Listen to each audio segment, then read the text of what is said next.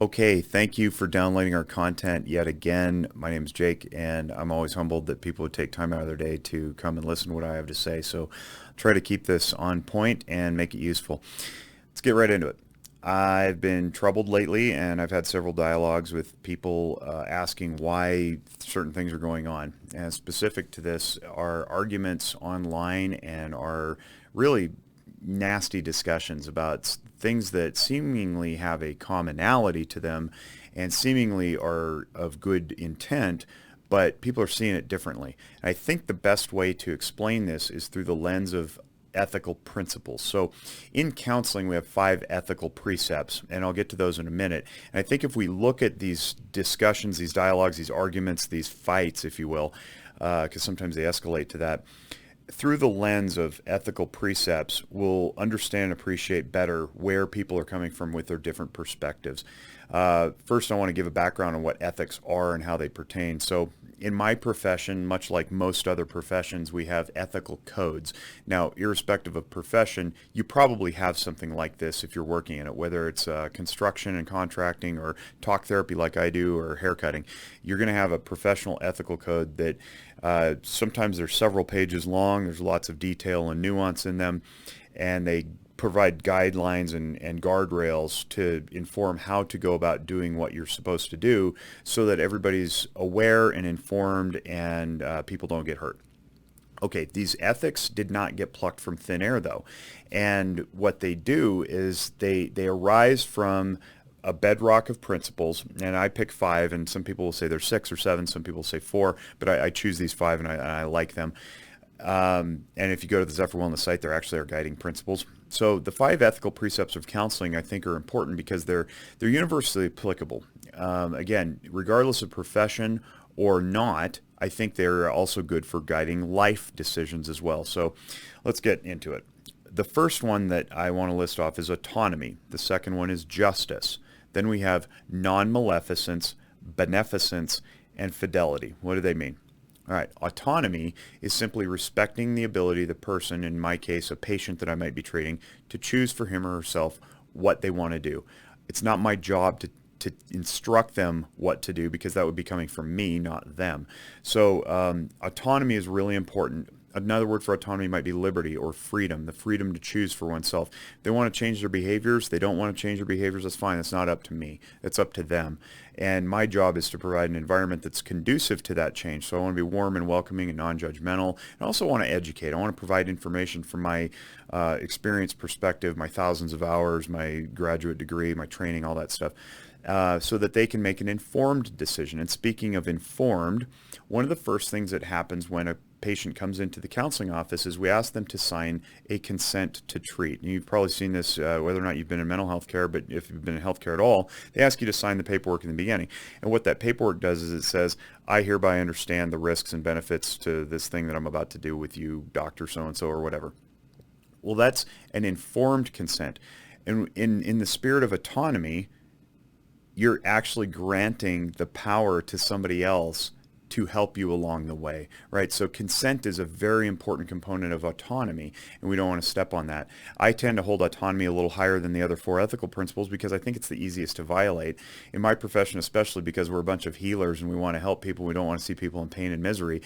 Sometimes we can't get out of our own way and we end up acting on their behalf or giving instructions that they didn't consent to. So it's really easy to step on autonomy. The second one that I listed off is called justice. Now, these days we have adjectives in front of justice like social justice and economic justice and environmental justice and criminal justice and racial justice. All of these are anchored in a spirit of advocacy. You're acting on somebody else's behalf when you're acting out of a spirit of justice. So speaking up for the voiceless, advocating for those who cannot advocate for themselves. These are all good things, right? We're acting on somebody else's behalf. But the tension there is that when you're doing justice, you're inherently stepping on autonomy. So we want to be careful when we're acting out of a spirit of justice that we're not involuntarily or inadvertently stepping on autonomy of people who did not consent to be acted upon on their behalf. The next one is non-maleficence. Now, you maybe hear that word and you think, oh, I've heard that before. Maleficent, the Disney character that has the twisty horns coming out of her head. She's evil, right?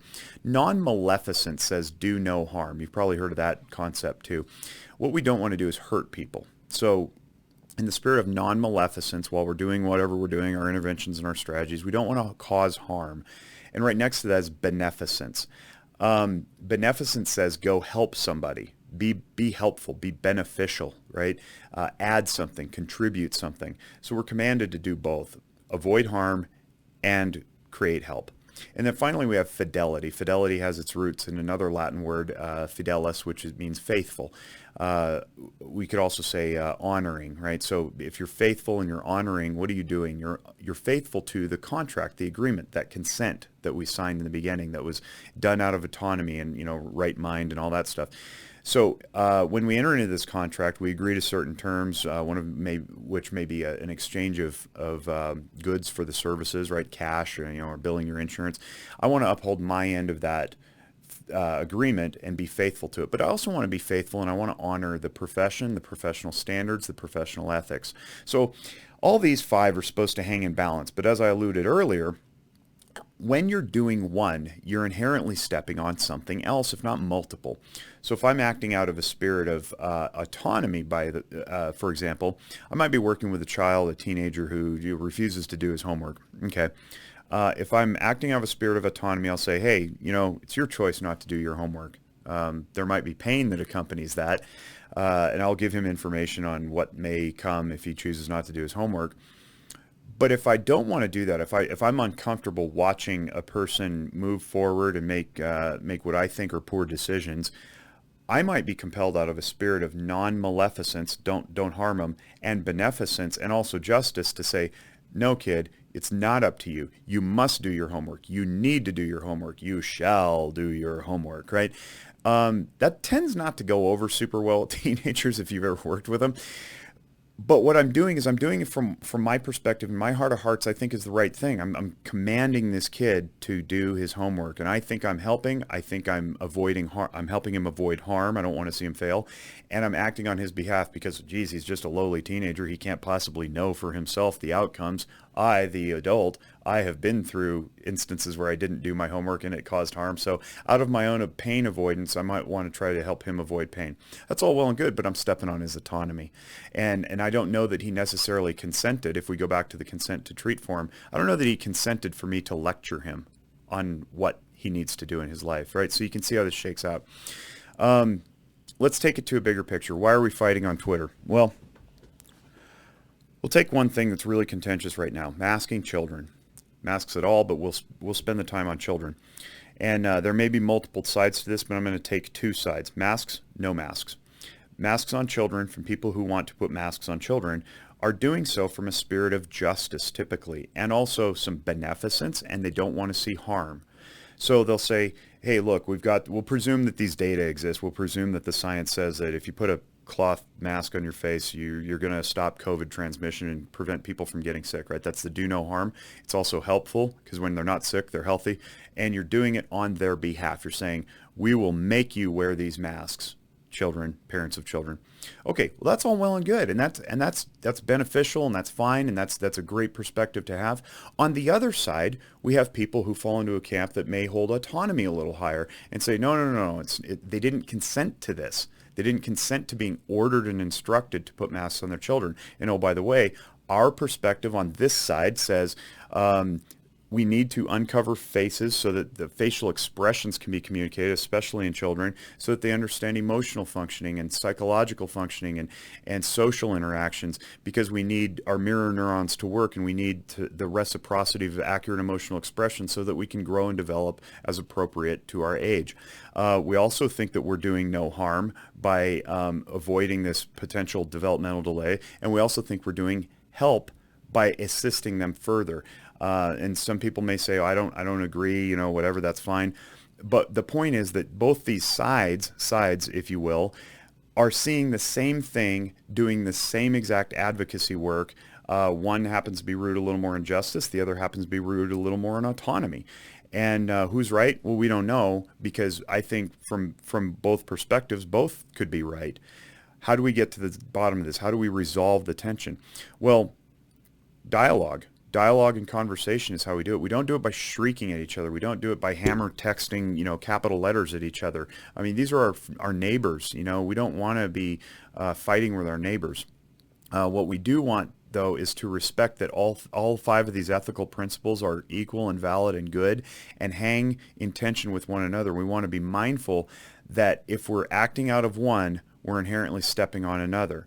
And as long as you can reasonably articulate that, well, you've got a case to be made, and we want people to be heard. We want to understand other people. We want ourselves to be heard so that we can move forward with good policy decisions and good intervention strategies and so forth. What's not good is when we just, go hard charging in and start shouting at each other as though our perspective is the only one that matters. So I'll go through them again. Autonomy, justice, non-maleficence, beneficence, and fidelity. If you can be aware of what's guiding your decision making, you can also be aware of what's guiding somebody else's decision making, and we can respect that, and we can respectfully move forward in conversation.